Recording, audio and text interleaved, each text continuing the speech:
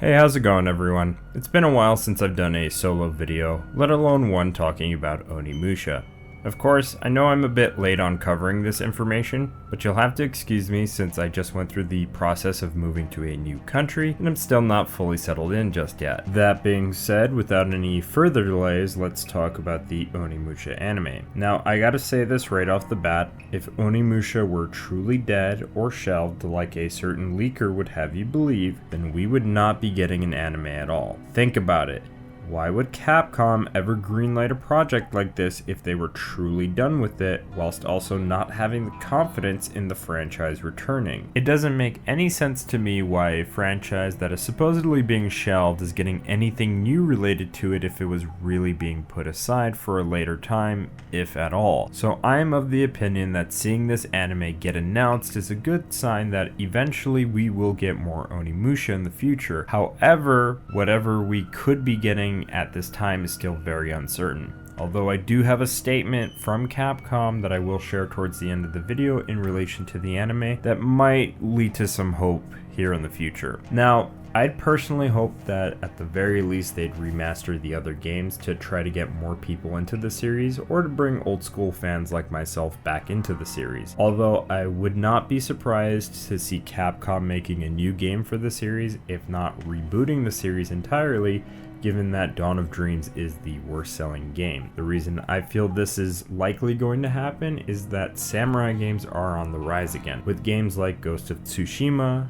Nioh, Rise of the Ronin, as well as the remake for Like a Dragon Ishin. I just cannot believe that Capcom wouldn't want to try their hand again at making a successful action-adventure samurai game. Hell, even Capcom's own Monster Hunter Rise, which has a feudal Japanese aesthetic to the game, is one of their best-selling games. The point that I'm heavily trying to emphasize here is that I think Capcom is just waiting for the perfect opportunity to get everyone's attention with Onimusha. That being said, I don't want to talk too much about a potential new game as of right now, since nothing really has come up on that front just yet. So to get back to talking about the anime, to me seeing Onimusha getting an anime is great because if done right, it could get more people interested in playing the games, and if more people get into the games, the more likely Capcom will do more with Onimusha, which is something that I absolutely want to see. Now, there are concerns going around about this anime, mainly concerning the fact that it is being done in a similar style to the Dragon's Dogma anime, which from what I've been told, Dragon's Dogma did turn out to be somewhat disappointing. Of course, I wouldn't want a similar situation for Onimusha to happen, but only time will tell on that one. The anime, just like Dragon's Dogma, will be in 3D. Now, while I'm personally fairly new to anime and I'm generally not a huge fan of 3D anime as I feel as though it's not as good looking as 2D anime, I will say that the Onimusha anime does look rather colorful and it does look somewhat interesting with the initial screenshots that we have gotten so far for the anime. Now, what I am really curious about is to whether or not this anime is canon to the games. Information on that specifically hasn't come up as of yet. The anime will be following the legendary Ronin Miyamoto Musashi, which I gotta admit, for years I thought of a way to talk about Onimusha and what I'd like to see out of the series if they had done a new trilogy of games starting with Onimusha 4, and believe it or not, I've always felt as though Musashi would be the perfect historical figure to end the series on. Likely the anime is going to be taking place right after Dawn of Dreams, assuming that the game is even being considered canon due to the alternate ending from Onimusha 3. With that in mind, Musashi does look middle-aged, so it's highly unlikely this anime is taking place in the late 1500s, and more so somewhere around the early to mid 1600s, as the real Musashi lived between 1584 to 1645, and Dawn of Dreams took place around 1597, so he would have been like 13 then, meaning around the time he killed his first opponent in real life. I'm assuming they're going to focus on Musashi's later portion of life, given the fact that he is older in the anime, and I do also believe that Kojiro Sasaki is going to be the main antagonist of the anime, given that Musashi's final duel was with Kojiro, so it makes some sense to pull from history in that sense, and the series is known to do that. Plus, given the fact that Musashi is older, I really doubt that we'll ever see Musashi fighting with the Toyotomi clan, which is a clan, at least in the Onimusha series, that's allied with the demons of the Onimusha franchise, otherwise known as the Genma. But history lesson and lore lesson aside, I am also curious about how Musashi gets his Oni gauntlet. I'm also really curious to know about whether or not he killed a powerful Genma within the anime, because his gauntlet is purple and black, and the only other time that we've ever seen this is in Onimusha 3 after Samanosuke defeated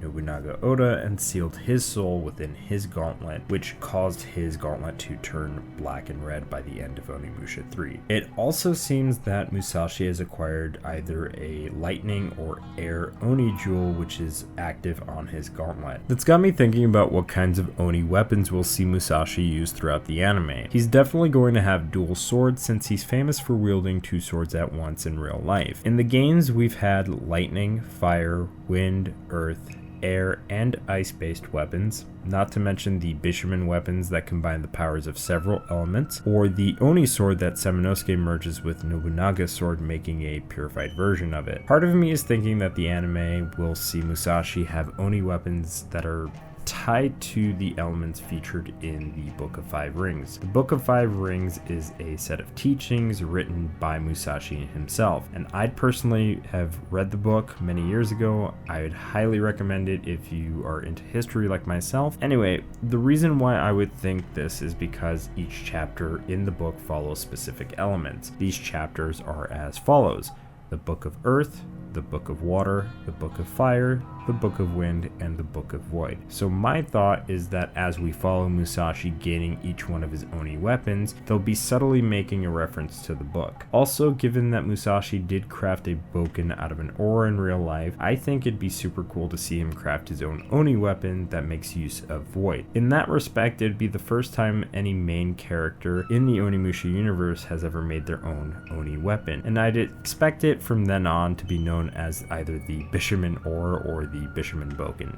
Now, I should also mention that the anime is featuring the likeness of Toshiro Mifune, who appeared in films like Yojimbo and The Seven Samurai. The anime is being directed by Takashi Miike and Shinya Sugai. Capcom is claiming to be fully committed to enhancing the brand value of Onimusha with this first animation. Again, going back to my whole point of it being shelved not making any sense whatsoever. If it really was being shelved, I don't think Capcom would be making statements like, "We're fully committed to enhancing the brand value of Onimusha." It just does not make any sense to me that Onimusha is just done and that they're no longer wanting to do anything with it. This anime will be on Netflix, and the only comment that Netflix made in regards to the anime is that it's the beginning of the Edo period and that Musashi is no longer a young man, but he is off on a quest to defeat the Genma with his gauntlet. Again, still no exact date or year to pinpoint exactly when this anime is taking place. That's all there really is for the anime at this time.